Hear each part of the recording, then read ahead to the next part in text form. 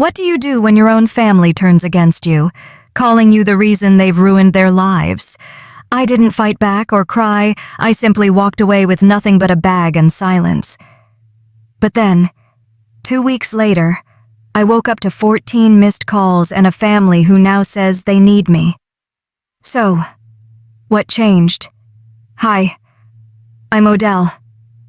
2 weeks ago, my sister screamed at me in front of our parents. "You've ruined our lives." And they nodded, like it was true. I didn't yell. I didn't cry. I just walked out with nothing but my bag and silence. But this morning, I woke up to 14 missed calls. Now they say they need me. So, what changed? Before we dive in, what time are you listening to this, and where from? Drop a comment, because maybe you've been erased too, until they realized they needed the one they discarded. It was already dark outside, but the air inside the house felt even heavier. My sister, Seraphine, sat perfectly perched on the edge of the family's oversized cream sectional, her ring light glowing like a halo around her. She was finishing a live stream, something about hitting 50,000 followers on social media. My parents sat nearby, nodding along like she'd just gotten her PhD. I stood in the doorway between the kitchen and the living room, clutching a chipped mug of tea I'd reheated twice. My name hadn't been mentioned once in the past hour. That wasn't surprising. I had become an expert at blending into the background. Sometimes I wondered if the walls noticed me more than they did.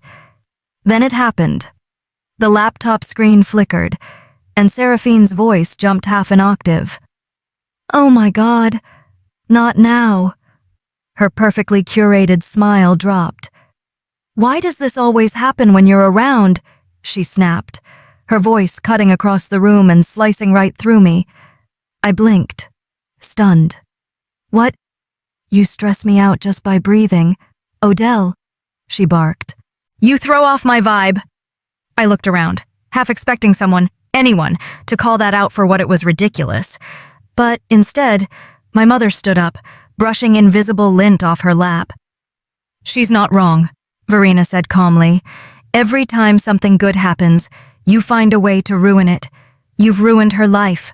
Honestly, you've ruined ours too." My father didn't say a word. He just rubbed the bridge of his nose, like this was all too familiar, too exhausting. I felt the flush rise in my neck. I didn't yell. I didn't cry. I didn't even defend myself. Instead, I turned around. I walked down the hall to the guest bedroom they'd begrudgingly let me use while I figured things out. The door barely closed without sticking. The carpet smelled faintly of dust and air freshener that had long expired. I moved quietly, robotically, stuffing a few essentials into a backpack I hadn't touched since college. I didn't pack anything sentimental. No framed photos, no cards, no letters. I'd stopped writing those years ago when I realized no one read them. 15 minutes later, I was out the door. No one asked where I was going. No one asked if I'd be back. The street was quiet. The kind of silence that follows the kind of fight where words hit harder than fists. I walked down 2 blocks to the gas station with the humming fluorescent lights. I bought a granola bar and a bottle of water, mostly out of habit, not hunger. I asked the clerk if the bus was still running. "Last one's in 8 minutes, if he's on time." He wasn't, but I waited anyway, sitting on the cold metal bench with my hands shoved in my coat pockets and my backpack between my legs like a life raft. When the bus did show, I climbed on and didn't look back. The ride into downtown Charlotte felt longer than it was. I kept my head down, watching the city lights blur past like smudged paint. No one made eye contact. It was almost a comfort. When we reached the end of the line, I got off and walked a few blocks to a small, beige motel with flickering neon signage. The kind of place you only go if you've run out of better options or better people. The man at the front desk didn't ask questions. He handed me a key with a number scratched off and rewritten in marker. "Cash or card?" he mumbled. eyes never leaving his reality show playing behind him. I handed over my last $42. The room smelled like old cigarettes and cleaning fluid that didn't quite mask anything. I dropped my backpack near the foot of the bed and sat on the edge of the mattress. It creaked beneath me, loud in the quiet. I didn't undress. I didn't cry. I just stared at the water stain in the ceiling above me. It looked like a broken heart, or a burned-out star, depending on how you tilted your head. My phone sat face down on the nightstand. I hadn't heard a single buzz the entire time. No, where are you? No, come home. Nothing. And then it vibrated. Just once. I reached for it, half hopeful, half numb. A notification popped up. Reminder unopened Mother's Day gift from Odell, delivered 2 years ago. The box I'd mailed her, wrapped in tissue paper, a pair of silk handkerchiefs with her initials. I had them monogrammed. She never opened it. They never opened me. The next morning. I was up before the sun finished rising. I counted what I had left, $270 and some change. No job, no home. But something about that note madeth Emeth feeleth like a countdown and or like a challenge. I walked toward downtown. My feet tached before, reached the core Nerga station, but I kept going. A little cafe, Nerthabus de Potapine, dearly, and had a small chalkboard zig out front, free Wi-Fi, coffee refills all day. That was all I needed. Inside, it smelled like burnt toast and floor cleaner. I ordered the smallest coffee on them Inu 2.70 and some change. No job, no home. But something about that note made the math feel less like a countdown and more like a challenge. I walked toward downtown. My feet ached before I reached the corner gas station, but I kept going. A little cafe near the bus depot opened early and had a small chalkboard sign out front, free Wi-Fi, coffee refills all day. That was all I needed. Inside, it smelled like burnt toast and floor cleaner. I ordered the smallest coffee on the menu, $270 and some change. No job, no home. But something about that note madeth Emeth feeleth like a countdown and or like a challenge. I walked toward downtown. My feet tached before I reached the core Nerga station, but I kept going. A little cafe near the bus de Potapine dearly and had a small chalkboard zig out front, free Wi-Fi, coffee refills all day. That was all I needed. Inside, it smelled like burnt toast and floor cleaner. I ordered the smallest coffee on them Inu, $175, and took the seat closest to the outlet. I pulled out my phone and logged into a few freelance tutoring platforms I had bookmarked years ago, but never used. One of them still had an old profile saved. I updated it, specializing in SAT and ACT prep, writing support, study planning. Patient, reliable. Under About Me, I wrote, I believe in showing up, even when no one else does. By noon, I had applied to 16 listings parents desperate for help with test scores, students overwhelmed by college pressure, people I could understand in ways my own family never tried to understand me. Halfway through the 5th application, I paused. The words, reliable, compassionate listener, stared back at me from the bio section. I remembered Grandma's voice. You were always the one who listened. And she used to say that when I sat at her feet during Sunday dinners, while everyone else talked over one another, she saw something. Not flashy, not loud, but something real. I swallowed hard, thinking back to the funeral. We were standing in the reception hall, surrounded by polite people with bad coleslaw.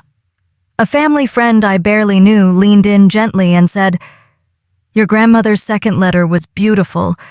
I hope it brought you peace. Second letter. I blinked at her. I only got one. Her face fell, confused. Oh, I must have been mistaken. She said she wrote you another, 8 months before she passed. I'm sure it got to you. But it never did. And when I asked my mother about it, 3 days after the funeral, still trying to give her the benefit of the doubt, she didn't even blink. Oh, it wasn't anything important, just sweet old lady things. Just sweet old lady things. That letter, too, had been erased. Like I had been. A pattern so long and subtle, you don't notice it until you wake up one day and realize all your edges have been sanded down by people who said they loved you. I shook the memory off and refocused on my applications. A ding came in. One parent responded, then another. By the end of the week, I had 3 clients, 2 high schoolers, and 1 adult learner prepping for a GED. The library 2 blocks from the cafe allowed guests to borrow Chromebooks for online sessions. I booked 2-hour slots every afternoon and used them like my life depended on it, because it did. The pay wasn't much, but every dollar felt earned. And the students? They listened. They asked questions. They said, "Thank you." One girl named Riley said during our second session, "You're the only person who's explained this in a way that makes sense." It felt strange, being seen by strangers in ways I'd never been seen at home. That evening, I returned to the motel and recorded my income on the back of the same receipt from when I checked in. I wrote down the tutoring hours, the payments I'd received on PayPal, and how much I could afford to spend next 2 more nights. I looked around that tiny room. It smelled faintly of bleach and damp curtains, but it was mine for now, and that was enough, for the first time in years. I felt the slightest thread of pride uncoil in my chest. They never noticed what I was building, I said aloud to no one, because they never thought I could. It wasn't just bitterness. It was clarity, cold and clean. I lay down, still wearing my jeans, too wired to sleep. The motel buzzed with faint conversations through the wall and the whir of a vending machine outside. Just as I was about to put my phone on silent, a post popped up on my feed. "Family is who shows up when it matters. Don't ever forget that." It was Seraphine's caption. Her face gleamed next to our mother's, both holding glasses of something bubbly. I barely registered the fake smiles before my eyes locked onto something behind them, a photo on the wall, the family portrait. But I wasn't in it. I stared at the photo, my thumb instinctively zooming in, my eyes locked on the familiar hallway wall. Same textured beige, same soft shadow from the hallway lamp. But the frame was different. Gone was the old family portrait we took when I was 16, back when everyone still pretended I belonged. In its place, a glossy new photo, Seraphine in the center. Of course, Mom on one side, beaming in her cream cardigan. Dad, stiff but smiling as if coached. Even the dog, Sprout, the golden retriever they got after I moved out, sat proudly in front. It looked like a campaign ad for some Hallmark version of our family, only I wasn't in it. Not a mention, not a trace, just a clean, cheerful slice of life, trimmed to remove the messy parts. I didn't cry. I thought maybe I would, but all I felt was a slow, rising heat in my chest. Not sadness, not quite rage either. Something quieter, heavier, like watching someone throw away a letter before reading it and realizing it was yours. I sat on the edge of the motel bed, the phone still glowing in my hand. A few years back, I might have told myself they probably just needed a smaller frame, or maybe they didn't realize I'd notice, but not this time. This wasn't an accident. It was official. I'd been erased. Not metaphorically, not emotionally, physically. I scrolled back to other photos on Seraphine's page. Throwback to the good old days. Family dinner last Sunday. Grateful for my tribe. There I was, always barely in frame, or cropped out entirely. And now, I was just gone. A wave of memory pulled me under. I was 9, standing on a stool so I wouldn't be too short for the group photo at church. Everyone laughed when Seraphine joked, "Odell always looks like she photobombed us." That time, Mom did defend me. Kind of. She said, "She's just shy, that's all." But they moved me to the end of the lineup anyway. Out of frame was easier. I blinked away the memory and reached for my tote bag. needing to distract myself. I began organizing my tutoring inquiries, replying to students, filtering messages. It was busy work, until I opened the spam folder. There it was, a subject line I nearly missed, Re-Family Podcast Opportunity, sent by Seraphine. I had been CC'd. My stomach clenched. I opened it. A short, professional note to a PR rep, pitching an episode featuring modern family dynamics through the lens of resilience and social media influence. And then, at the bottom, my sister. She's just bitter and emotionally unstable. We don't talk for a reason. I don't want her involved. It's taken years to rebuild the family's image. My hand tightened around the phone. I could hear the ringing in my ears. I reread the line 3 times, each word louder than the last. Bitter, unstable, rebuild. I didn't cry. I didn't scream. Instead, I took a screenshot, then another. Then I printed the email from the library the next morning and taped it on the motel wall, right next to Grandma's letter. The words sat side by side, like a before and after. One believed I could build, the other believed I didn't matter enough to be seen. I grabbed a pen. On the motel notepad, I started mapping it all out. Dates, comments, moments, the slow eraser, the dismissals, the behind-the-back insults that had finally come out in writing. It didn't feel petty anymore. It felt necessary. Later that week, a message popped up from a Dallas-based SAT prep group. They'd reviewed my profile and wanted to onboard me for virtual sessions. $75 per student, a number I hadn't seen in years. It meant I could stop living off dollar coffee and hope. I accepted the offer without celebration. No jumping, no smiling, just a steady kind of satisfaction. The kind that stays quiet because it doesn't need to be seen. By Friday evening, I had enough to put down for a small room in a shared apartment a few miles out. Not a palace, but something with a door that locked and no blinking neon sign outside. I sat on the bed, tracing the edge of the email with my thumb. I wasn't angry anymore. I was awake. There's a difference. A knock on the motel door startled me. Sharp, hesitant. I stood slowly and opened it. There she was, Mileus. My former best friend. Her face looked thinner, tired. She clutched something in her hands, something wrapped in an old dish towel, like it had been hidden. "Odell," she said softly, "they told me you were in trouble. I didn't believe them until I saw this." I stepped aside to let Mileus in, and she hesitated, like she didn't belong. Like crossing that threshold meant betraying someone. She held out a small envelope, the kind I used to buy in bulk from that stationery shop near the library. My name was written on it, in my own handwriting, soft, rounded letters I hadn't used in months. My chest tightened. "It's still sealed," she whispered. "Odell, I found it in your mom's desk, under a stack of expired coupons." I didn't reach for it right away. I just stared. "I wasn't snooping," she said, setting it gently on the little table by the microwave. "I was dropping off something for Seraphine. Verena had me waiting in the kitchen, and it was sitting there, like it meant nothing." I finally picked it up.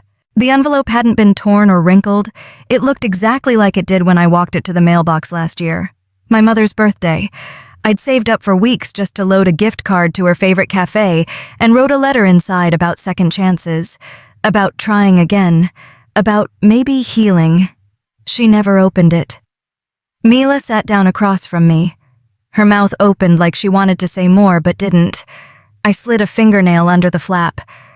The paper peeled back without resistance. I pulled out the card and the note, unfolded the soft pink sheet. "Mom, if there's still a space in your heart for me, I'd like to sit there again. Not asking for everything, just a call back. I miss our Tuesday talks. I miss you. Love, Odell." I read it twice. Then I folded it back. I didn't say anything. I couldn't. Even the words I sent them didn't matter. Not enough to open, not even enough to throw away. Just tucked under coupons and forgotten. Like a scratch-off that didn't win. Milius finally spoke. That wasn't all I found. She reached into her tote and slid a few printed pages across the table. Seraphine's new site, the Success Academy or whatever she's calling it. I used to help you build this stuff. Remember? I'd know your voice anywhere. I scanned the first page, then the next. My breath caught. She'd lifted it all. The intro text, the diagnostic rubric I'd spent months refining. Even my diagrams, the same layout, same color palette. Only now, it was under Seraphine's name. Her photos, her brand. She said you gave it to her, Mila added quickly. I knew that was a lie. I laughed, one of those short, breathless sounds that die before they reach your throat. Even my sidebars, I muttered. Even the section headers. My voice shook, but I stayed still, like movement would let the betrayal crack wider. Mila sat quietly while I took it in. A few hours later, she left, hugging me tightly, then slipping out the door with tears in her eyes. The room was quiet again. I sat on the floor, my back against the cheap, wood-paneled wall. No music, no TV, just the hum of the mini-fridge and the occasional creak of the pipes. Then came the buzz. The phone screen lit up. Missed call Dad, then another, and another. I watched as the count ticked up to 14. Voicemails followed. I didn't listen at first, but curiosity peeled me open just enough. The last one was from my father. His voice was weary. Odell, your sister's getting dragged all over the internet. Some blog picked up the story. They're calling it plagiarism. People are mad. She's saying you're lying, but we need your help to calm it down. She's not handling it well. No apology, no acknowledgement, just the usual pattern. We need you when it burns. I didn't answer. I didn't even text back. I just sat there, phone on my lap, screen still lit, then dark, then lit again. The buzz felt like a mosquito at the edge of sleep, persistent, nagging, never letting up. They only ever call, I whispered to the silence, when I can fix what they broke. My arms felt heavy. I leaned forward, resting my forehead on my knees. I hadn't cried yet. But this wasn't tears. This was something slower, sadder.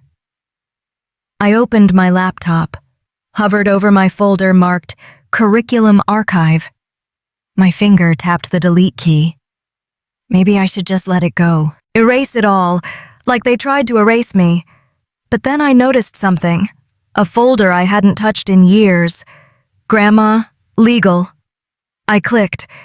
Inside was a scan I barely remembered uploading. An image file labeled Will Odell. I opened it. There it was, clear as day. My grandmother's signature, her handwriting. A clause stating that I, Odell Shipley, was the sole recipient of her educational materials, all her curriculum, tutoring designs, and teaching frameworks. I was the legal heir to the very work Seraphine had stolen, and it had been scanned 5 years ago, hidden ever since. The next morning, the weight of that scanned file hadn't faded. I stared at it while the sun crept through the dusty blinds of my small apartment, illuminating the edges of my computer screen like it was some kind of divine spotlight. The words were there, bold and formal, stamped and signed in my grandmother's careful pen. All intellectual property and preparatory curriculum created or co-developed with Odell Shipley shall remain under her sole name. She had protected me, quietly, legally, and my mother had ignored it completely. As I sipped lukewarm coffee from a chipped mug, my phone buzzed again. Another voicemail.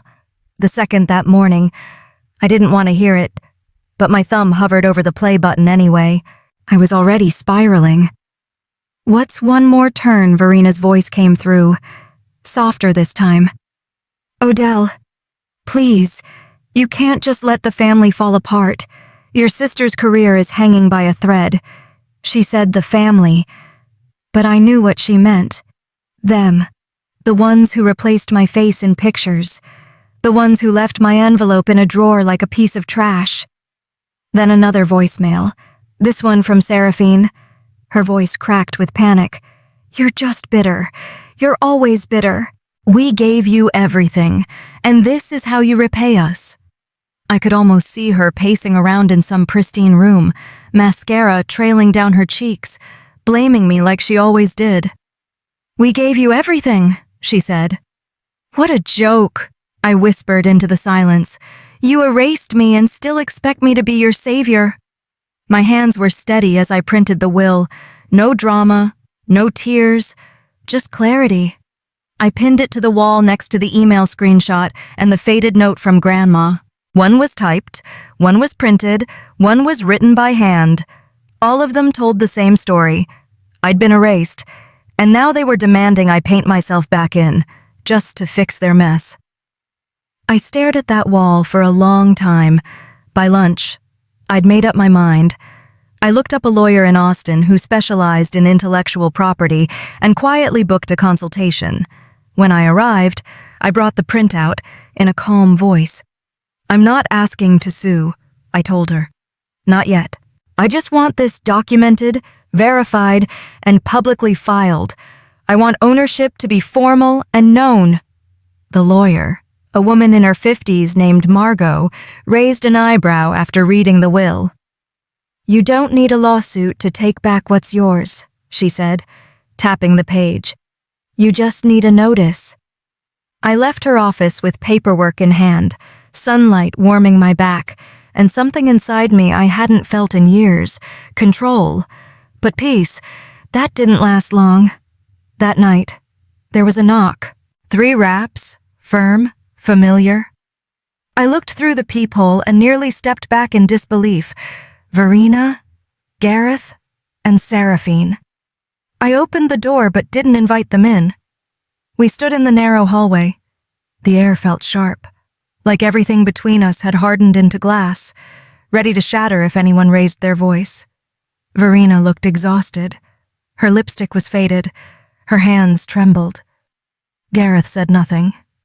He never did. Seraphine's eyeliner was smudged. Her curated shine was cracking, and she knew it. "We made mistakes," Verena began, clasping her hands. "We know, but family means forgiving." I didn't blink. "No," I said softly. Family meant not burning my letters. It meant opening my envelope. It meant saying my name in your family appreciation posts. Verena looked down. I turned to Seraphine. She met my gaze like a child who'd been caught but didn't know how to be sorry. "This time," I told them, stepping back, "I'm not the one fixing your mess." I didn't slam the door. I didn't yell. I simply closed it with a click and turned the lock. Later that night, after showering off the tension and pouring myself some chamomile tea, I checked my email and froze. A bold, red notification greeted me. "Your professional site has been flagged and temporarily suspended due to multiple copyright violation claims." I clicked the details. Someone, an anonymous IP, had filed claims against my own curriculum. My stomach twisted. They'd come back for me. Not with words, with paperwork. They tried to erase me one more time, but now I was ready. By the time I opened my eyes, the sky outside was already a dull gray, one of those mornings where light feels more like pressure than promise. I reached for my phone automatically, expecting the usual overnight tutoring emails or calendar pings. Instead, the first thing I saw was a red flag banner on my screen. "Your website has been temporarily suspended due to a reported copyright violation." I sat up, heart pounding but hands steady. A second notification followed, then a third. The subject lines were nearly identical. "Urgent copyright claim review pending." At first, I thought it was some glitch or bot, but when I clicked through and saw the claim details, my blood went cold. Proprietary content in use without consent.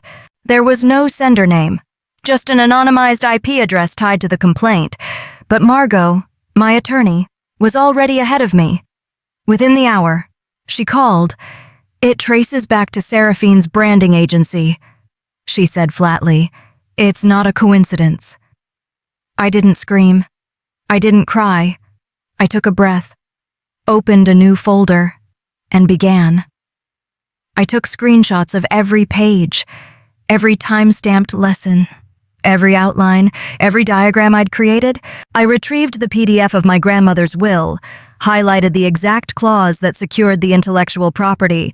I even included early drafts I'd saved on a cloud backup, dated before Seraphine had even launched her academy. I wrote the counterclaim with the tone of someone who had nothing left to prove. "I don't scream anymore," I typed to myself while organizing the files. "I document." That same afternoon, I sent an email, not just to the board hosting my platform, but to all my tutoring clients and professional contacts. No dramatics, no accusations, just a clean, composed message.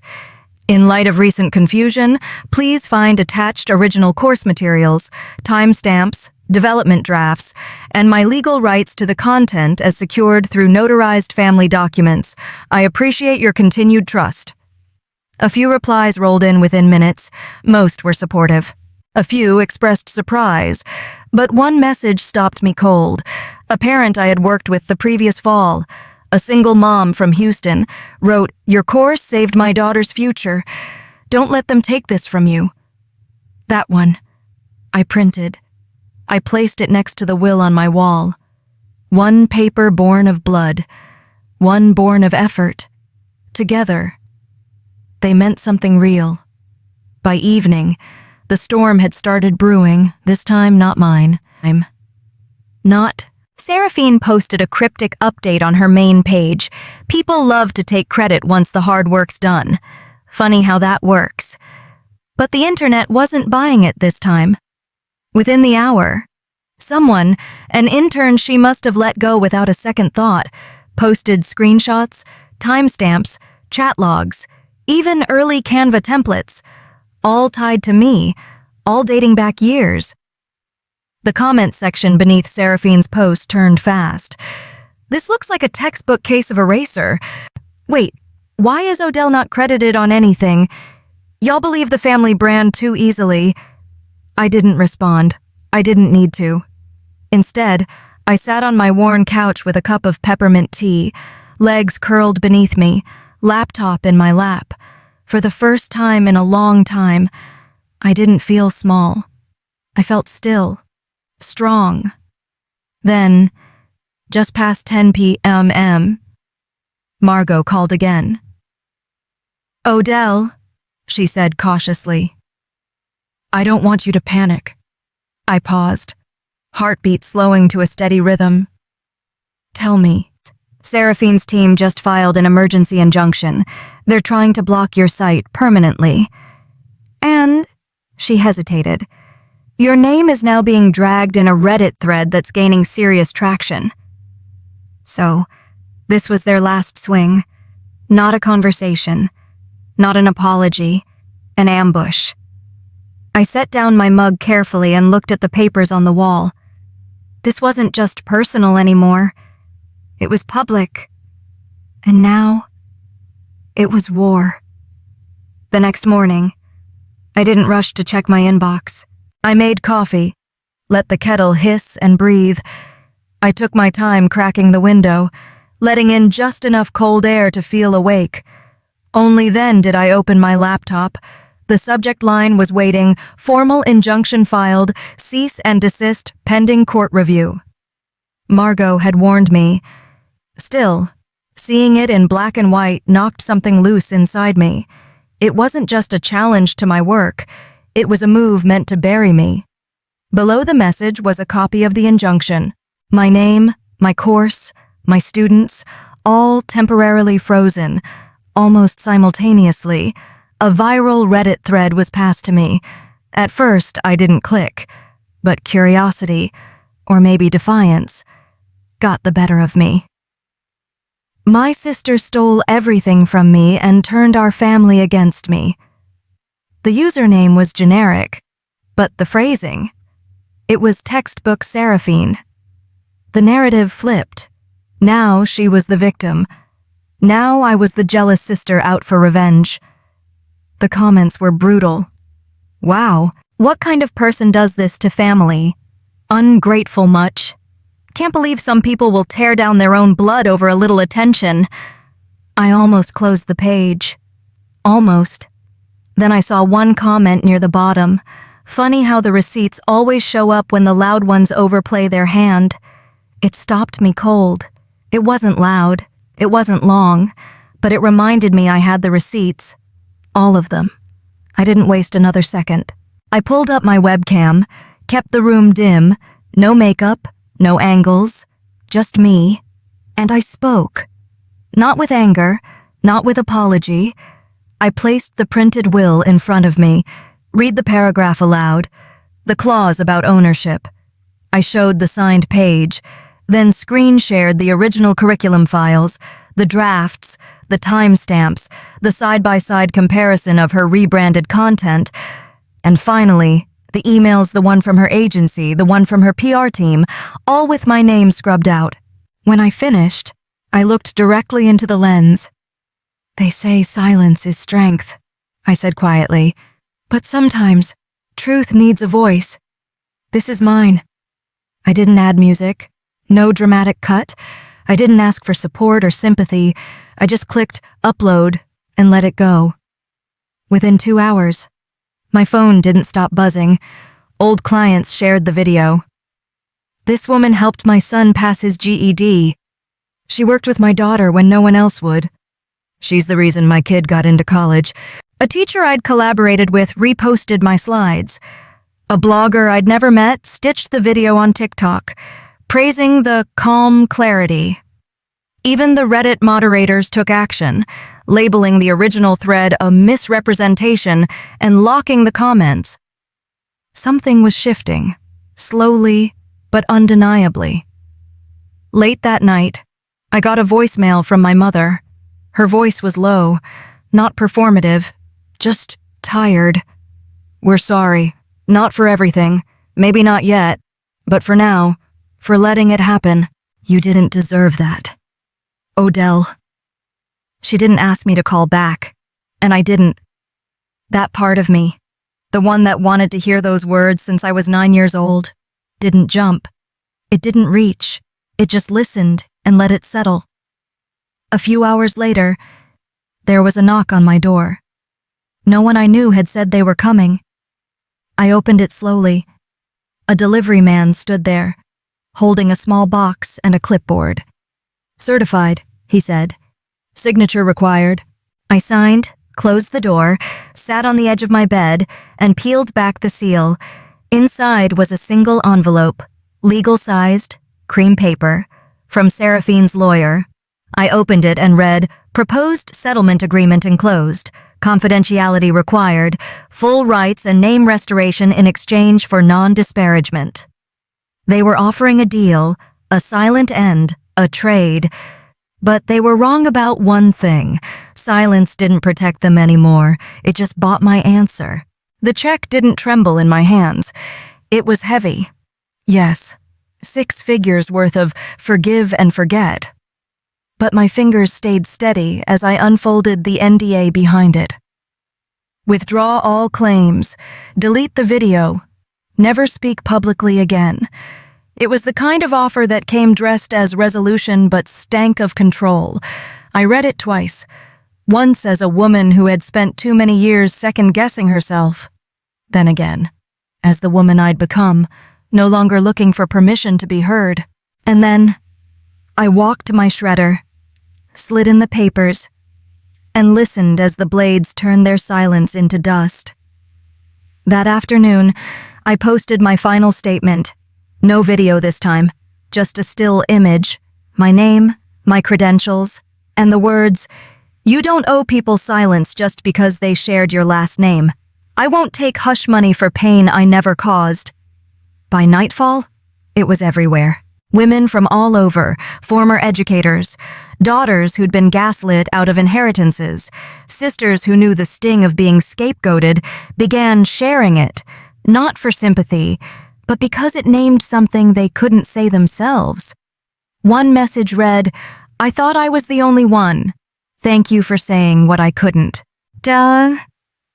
In my new home office, where I no longer needed to ask for a chair at the table, I hung the wrinkled paper I'd carried since that motel room, "You will build what no one sees today."